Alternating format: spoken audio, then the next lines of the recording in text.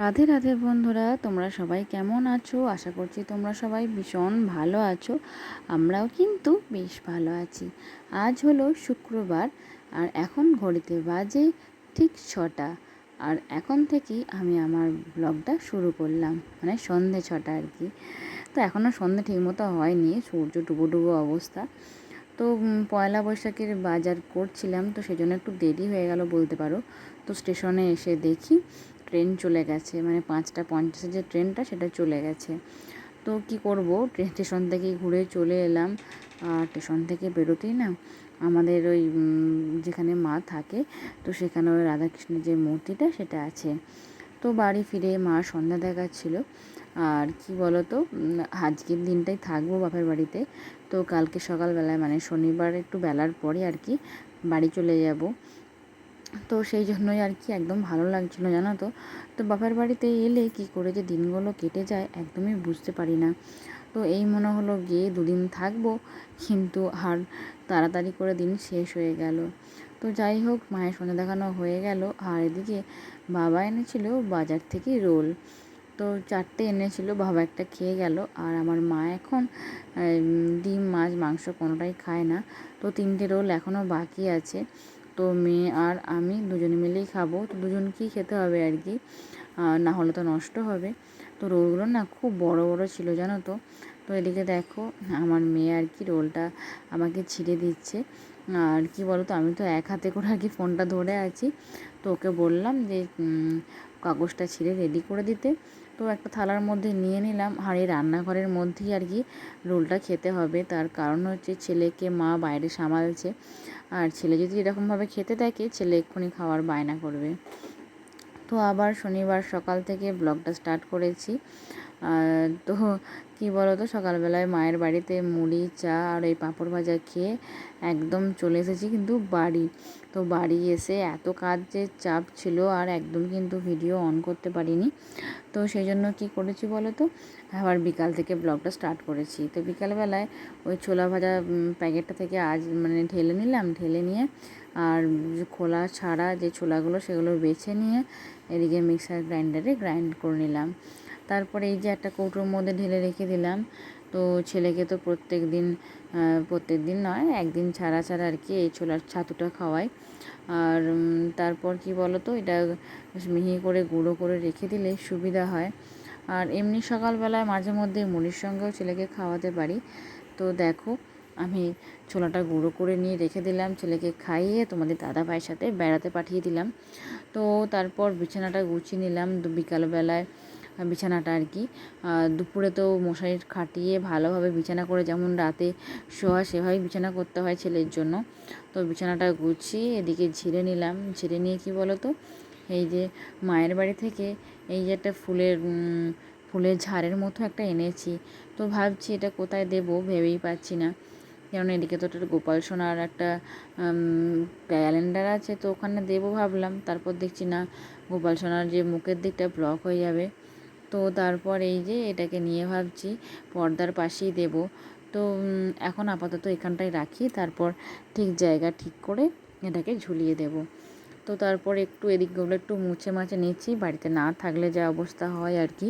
তো যদিও আমার শাশুড়ি মা আর কি রুমটাকে বাগিয়ে গুছিয়ে পরিষ্কার করে রাখে, তো তবুও আর কি মানে কি বলো তো, সব সময় তো আর সময় হয়ে ওঠে না, মানে শাশুড়ি মায়ের কথা বলছি আর কি।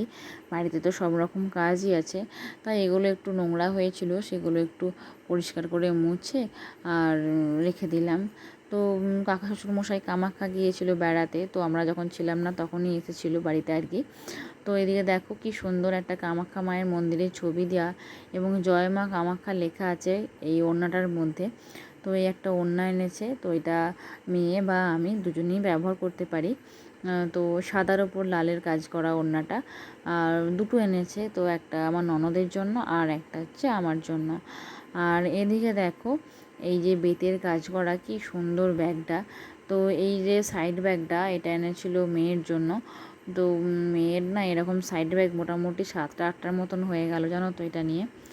আর এই যে দেখো ছেলে আর মেয়ের জন্য দুটো মাথায় বাঁধাই যে ফেটিগুলো, জয় মাতা দিয়ে লেখা আছে, ফেটিগুলো এনেছিল। আর এই যে বড় ব্যাগটায়, তো এগুলো সব কামাখ্যা থেকেই শ্বশুরমশাই এনেছেন। আমাদের জন্য। তো খুব সুন্দর হয়েছে জানো তো, আমার না ব্যাগটা খুব পছন্দ হয়েছে।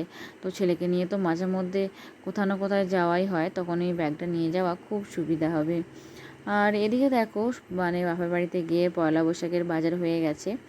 আর এই যে জামাগুলো দেখতে পাচ্ছ আমার ছেলের, এই জামাগুলো আমার মাই দিয়েছে ছেলেকে পয়লা বৈশাখে পরার জন্য।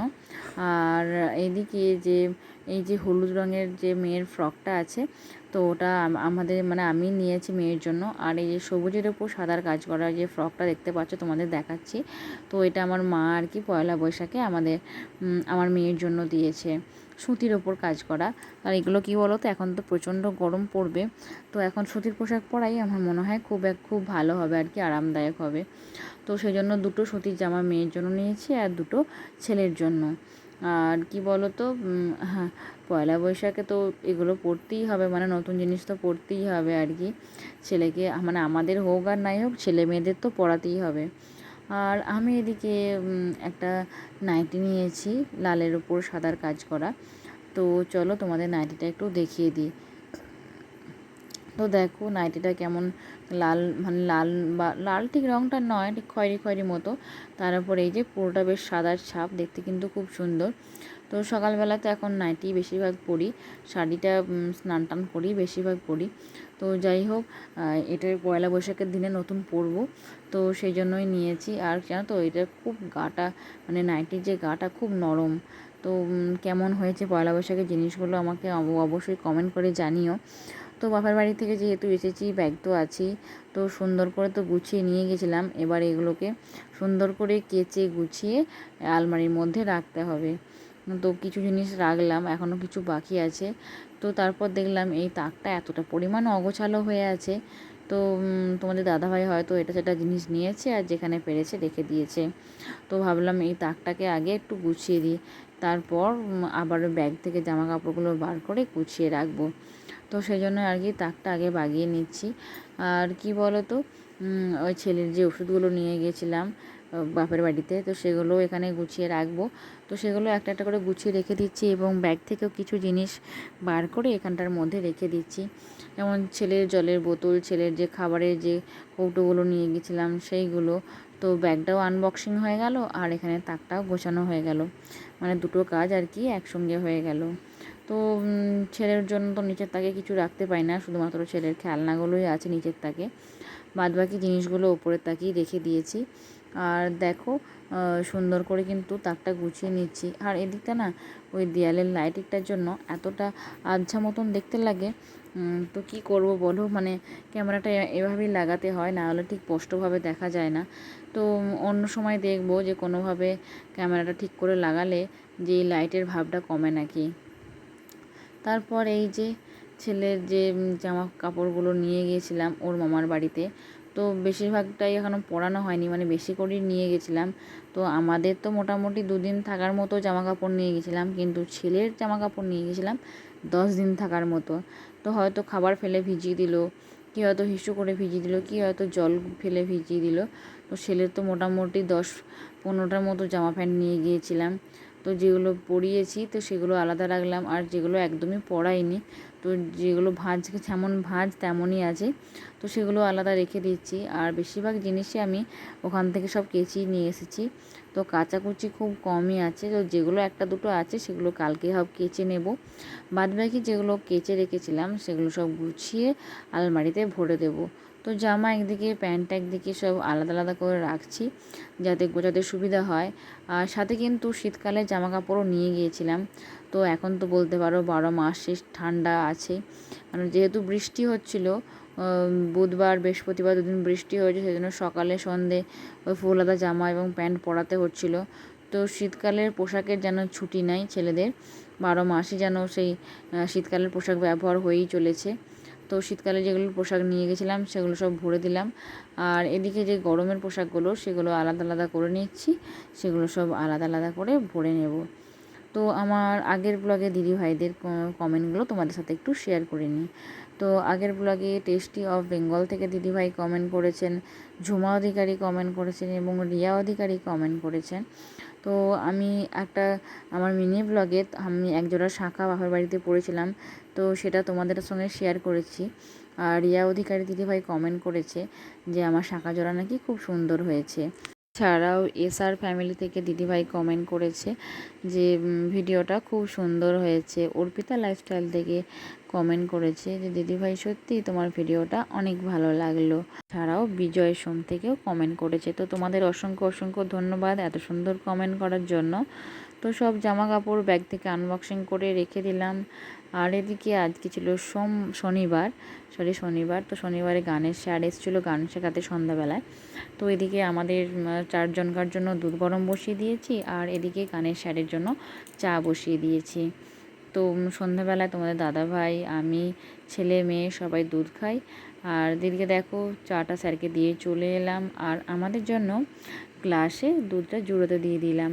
আর তোমাদের দাদাভাইয়ের যেহেতু খুব তাড়া ছিল, সেই জন্য জলের মধ্যে না গ্লাসটাকে ডুবিয়ে যাতে তাড়াতাড়ি ঠান্ডা হয়ে যায় সেই জন্য ঠান্ডা করতে দিয়ে দিয়েছি। আর এদিকে বাপের বাড়ি থেকে দেখো অনেক রকম কিন্তু বীজ নিয়ে এসেছি আমি, মানে একটা দোকান থেকে, বীজের দোকান থেকে। তো এদিকে ছিল ঝিঙে বীজ, হোঁপো বীজ, শসা বীজ, আর ছিল 12 মাসের ধনেপাতা বীজ, আর ছিল শাক বীজ।